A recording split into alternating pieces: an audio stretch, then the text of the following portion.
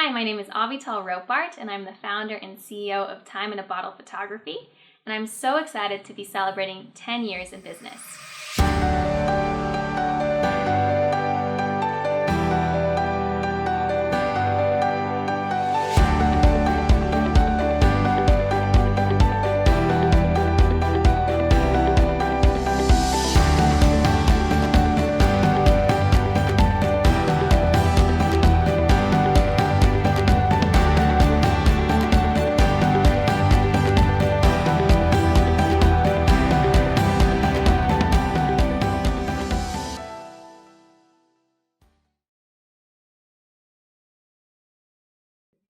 So photography is something I've had an interest in since a really young age.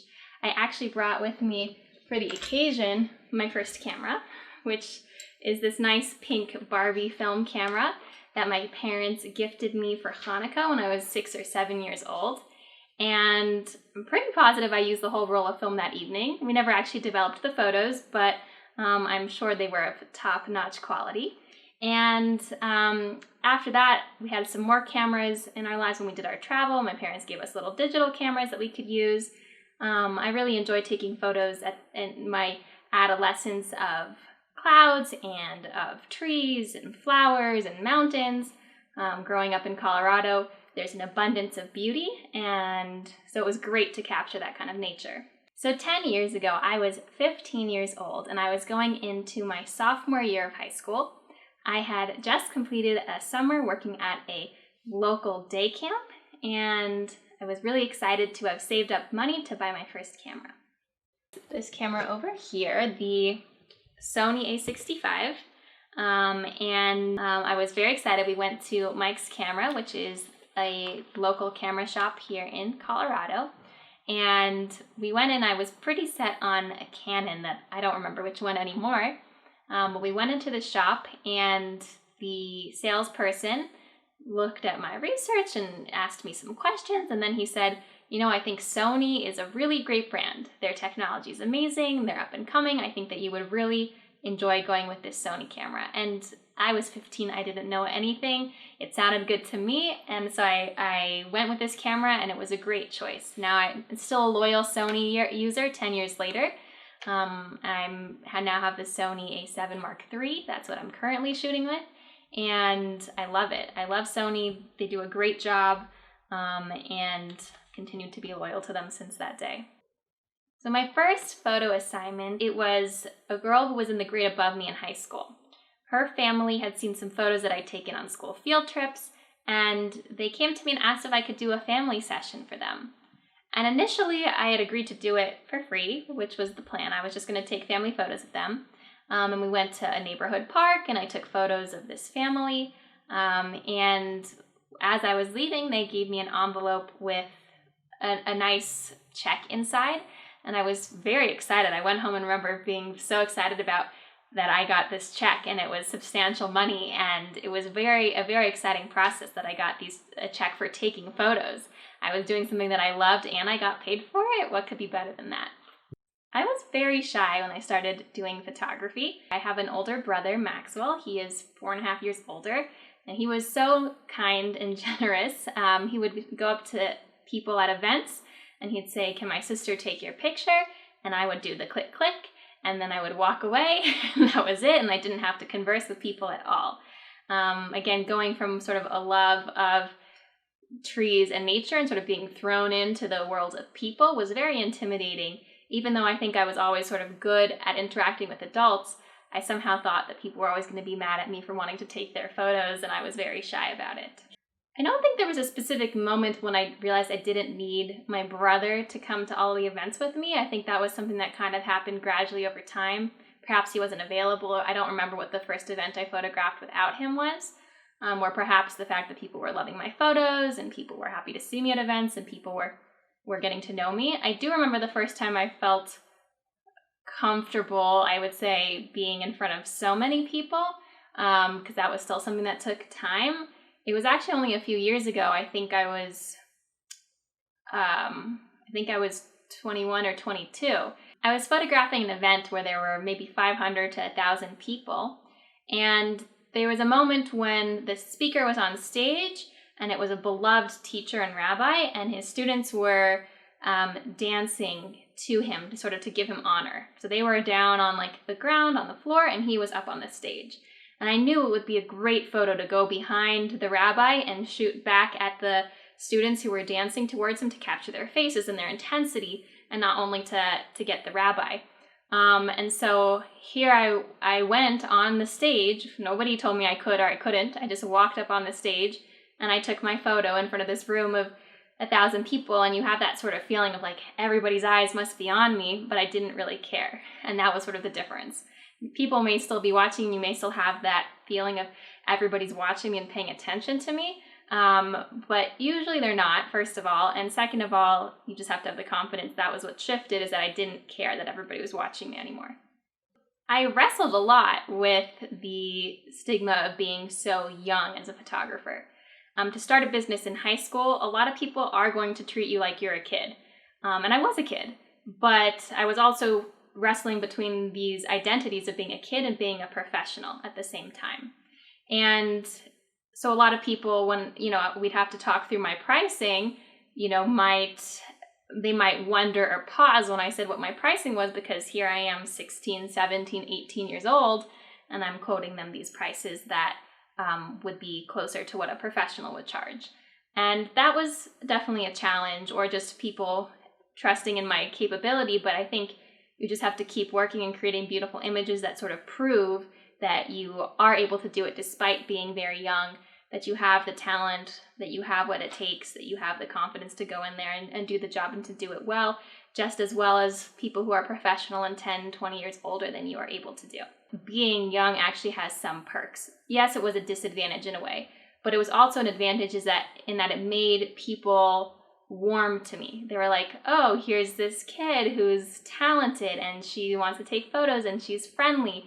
And it certainly did also, people were more willing to help me and more willing to try me out because I was young, and they were seeing it as a way of helping me out, which they did. I learned and I grew because people gave me the opportunities. When I look at my photography from 10 years ago compared to now, and I try to see what's in common between the two, I would say that the main thing that has endured is my love of vibrancy. I love vibrant colors. I love capturing the beauty of nature and of people as they are. I do very, very minimal editing to my photographs because I think that each of us was created with such a beauty in and of ourselves, and to change the way we look or to change the way that nature is defeats the point of the natural beauty. And so I would say that 10 years ago, I wasn't manipulating my images in that way, and I was keeping my images very vibrant and lifelike, and I try to do the same thing today. When I started my business in high school, I took on the name Photography by Avital, which was a great name, and I loved going and using that name. And I kept that name all the way up until January of 2020, when I rebranded to Time in a Bottle Photography. My dad actually helped me come up with the name. It's inspired by the Jim Croce song about his desire to preserve time in a bottle. And that seems so fitting with what photography is about. Photography in the business that I see is about capturing life's most precious moments and putting them in a time capsule, putting time in a bottle. We have these photos that become timeless, that endure well beyond our years. We have been really fortunate in our family to have we've had a lot of photos, not as many professionally taken, but a lot of, oh, the family's together, let's snap a quick picture. Oh, it's somebody's birthday, let's take a couple of pictures. And there are so many that are special that in the moment we didn't realize were going to be significant. As an example, on my 8th birthday, we had a birthday party for me. And I remember we took a photo of me and my parents and my brother with my great-grandfather and my grandmother on the couch. And it's a really special photo. And after that, we took a photo of just me and my great-grandfather. And it's such a beautiful photo that is lovely to have. In the moment, we didn't think too much of it, or at least I didn't at age 8. But that was actually the last time that I saw my great-grandfather before he passed away a couple months later. And now it's a photo that has sat in my room for many years, and it's a photo that I really cherish, of this moment where even though my memories of him have really faded, I have this photo sitting next to him on my family's couch. And it's really a special thing because photos can transcend, they can surpass our own memories and our own recollections. And photos that we have of, our ancestors before us who we never even knew, we get to have those images and feel a connection to them, which is really, truly an incredible thing. And so it makes us really grateful that the technology exists and that we capture these moments that, again, we may not realize are going to be so meaningful, but end up being something that we cherish for a lifetime. One of the most fulfilling parts of my job is watching families grow and watching the different life cycle events that I get to be a part of. I have had some really rewarding experiences. Even this year, I got to see a student. I did her graduation portraits, and I had done her bat mitzvah before that, and I'd done their family photos before that.